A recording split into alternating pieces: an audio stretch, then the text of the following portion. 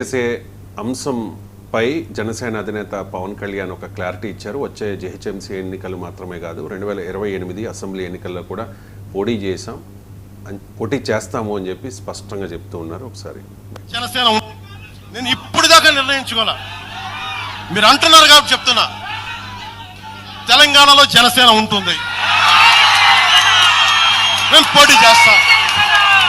నేను ఇప్పుడు దాకా ఎప్పుడు అవసరమైతే తెలంగాణలో తిరుగుతాం, నేనే తిరుగుతా, మేమే తిరుగుతాం. ప్రతి సమస్య మీద మాట్లాడతాం. రైట్ సార్, 2023 తెలంగాణ అసెంబ్లీ ఎన్నికల్లో జనసేన పార్టీ పోటీ చేసింది, తిరుగుతాము అన్నారు, అప్పుడు కూడా తిరిగారు. ఇప్పుడు మళ్ళీ పోటీ చేస్తాము అంటూ ఉన్నారు, తిరుగుతామని చెప్పి ఖచ్చితంగా పవన్ కళ్యాణ్ చెప్తూ ఉన్నారు. సో తెలంగాణలో జనసేనకున్న సవాళ్ళు ఏంటి సార్? ఇప్పుడు తెలంగాణలో ప్రత్యేక సవాళ్ళు ఉండవు. ఆంధ్రప్రదేశ్లో పవన్ కళ్యాణ్ ఏ సవాళ్ళను ఎదుర్కొని ఈ స్థాయికి వచ్చారో తెలంగాణలో కూడా ఇనీషియల్గా సవాళ్ళు ఉంటాయి. ఒకటి. రెండవది, ఒక్క పవన్ కళ్యాణ్కే ప్రత్యేక సవాళ్ళు ఉండవు. కేసీఆర్ ఆంధ్రప్రదేశ్లో రాజకీయం చేసినా, చంద్రబాబు జగన్లు తెలంగాణలో రాజకీయం చేసినా ఏ సవాళ్ళు అయితే ఉంటాయో అవే సవాళ్ళు పవన్ కళ్యాణ్కి ఉంటాయి. ప్రత్యేకంగా ఏముంటాయి? ఎందుకంటే మొదటి సవాల్ ఏముంటుంది అంటే, మన దేశంలో రాజకీయాలు అనేది ప్రెసిడెన్షియలైజ్ అయ్యాయి.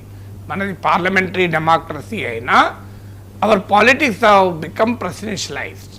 మీకు మోడీని చూసి బీజేపీకి ఓటేస్తున్న రోజులు ఇవి. బీజేపీ కోర్ ఓట్తో పాటు నేషనల్ ఎలక్షన్ స్టడీస్ ఏం చెప్తున్నాయి? 1/3 ఆఫ్ బీజేపీ ఓటర్స్ కేవలం మోడీని చూసే ఓటేస్తున్నారు. 1/3, నాట్ అ జోక్ కాదు. ఎందుకంటే ఇది నాట్ అ జోక్ ఇది. ఎందుకంటే బీజేపీ ఒక ఐడియాలజికల్ క్యాడర్ బేస్డ్ పార్టీకే ఒక నాయకుని వల్ల ఇంత భారీగా ఓటింగ్ వస్తుంది. ఇప్పుడు ఆంధ్రప్రదేశ్లో ప్రజలు ఓటు వేసింది దేనికి? చంద్రబాబు నాయుడు గెలిపించాలనో, లేదా జగన్ను ఓడించాలనో, లేదా జగన్ గెలిపించాలనో 2019లో ఓటేశారు కదా. తెలంగాణలో కేసీఆర్ గెలిపించాలని 2 సార్లు ఓటేశారు, కేసీఆర్ ఓడించాలని 1 సారి ఓటేశారు. అంటే మన రాజకీయాలు ప్రెసిడెన్షియలైజ్ అయ్యాయి.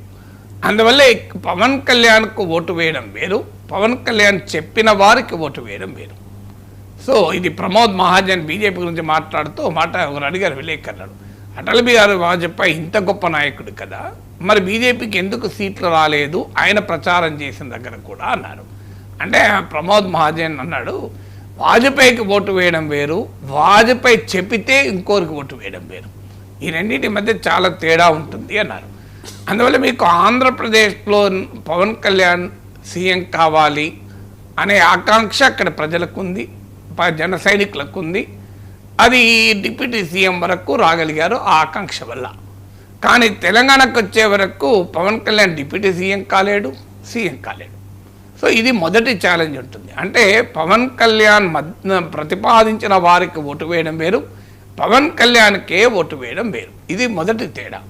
ఎందుకంటే మీరు ఎన్ని చేసినా ఆంధ్రప్రదేశ్ రాజకీయాలను వదిలేసి, తనకున్న అక్కడ అవకాశాలను వదిలేసి తెలంగాణకు వచ్చేస్తే రాజకీయం చేయరు కదా. అది నిన్న పవన్ కళ్యాణ్ చెప్పారు కదా, నేను తెలంగాణలో సీఎం అవుతానా అని ఆయనే అడిగారు. సో సీఎం మీరు ఇప్పుడు ఎక్కడన్నా పవన్ కళ్యాణ్ మీటింగ్ పోను ఆంధ్రప్రదేశ్లో ఏ నినాదం, ఇప్పటికీ కూడా ఏ నినాదం వస్తుంది? సీఎం. మరి తెలంగాణలో రాలే కదా. నేను ఎక్కడన్నా నేను మీటింగ్లో మీరు కూడా వెళ్ళారు కదా మీడియా ప్రతినిధిగా, ఎక్కడ నేను విన్నారా సీఎం అని? మరి ఎందుకు రాలేదు? అక్కడేమో సీఎం అని నినాదం వస్తుంది, ఈవెన్ ఇప్పుడు కూడా వస్తుంది. అన్నప్పుడల్లా పవన్ కళ్యాణ్ క్లారిటీ ఇస్తానని ఎమ్మెల్యేగా మీరు గెలిపించలేదు, సీఎం అంటారేంటి అని స్పష్టత ఇస్తూ ఉంటారు.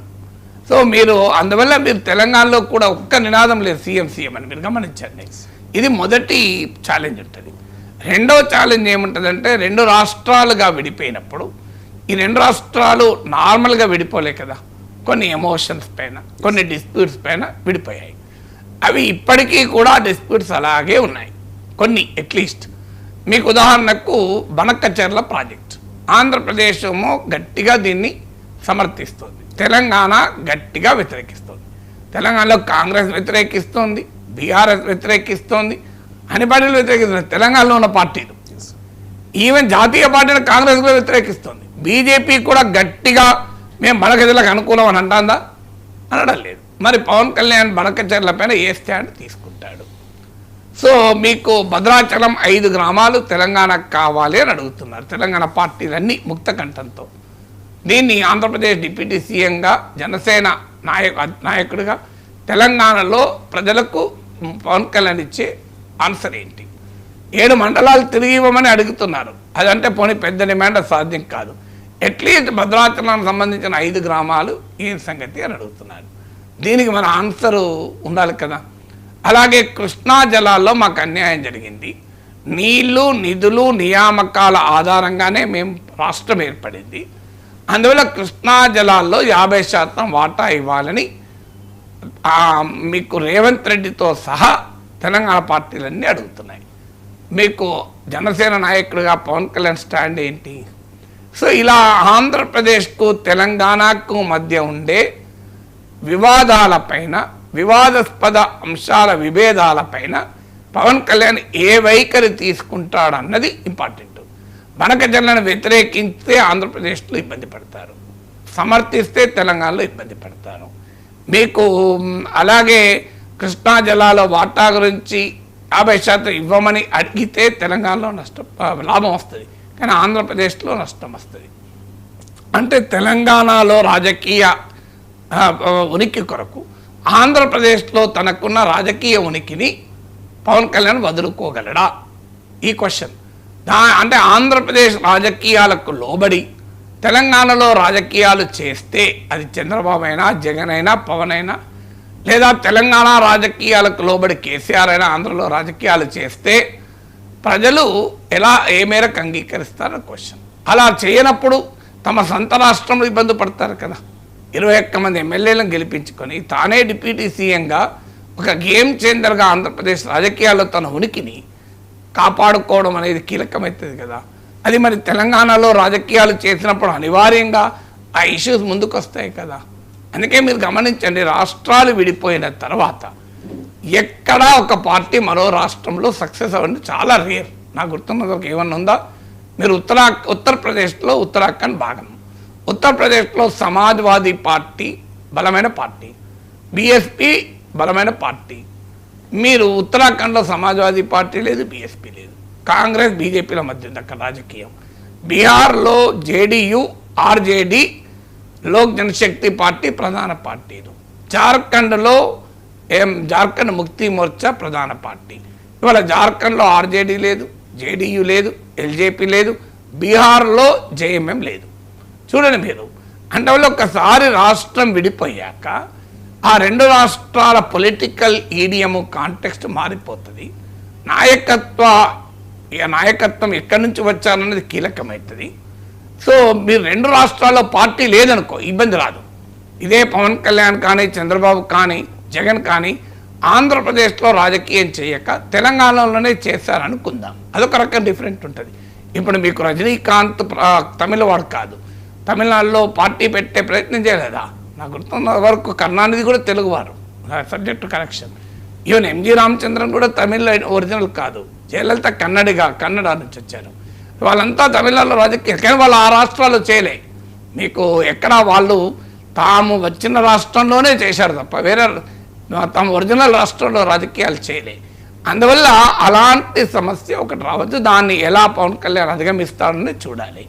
అందువల్ల ఈ 2 రాష్ట్రాల మధ్య ఉండే విభేదాలు 2 రాష్ట్రాల్లో జనసేన రాజకీయ కార్యాచరణ పైన ఏ రకమైన ప్రభావాన్ని చూపుతాయని.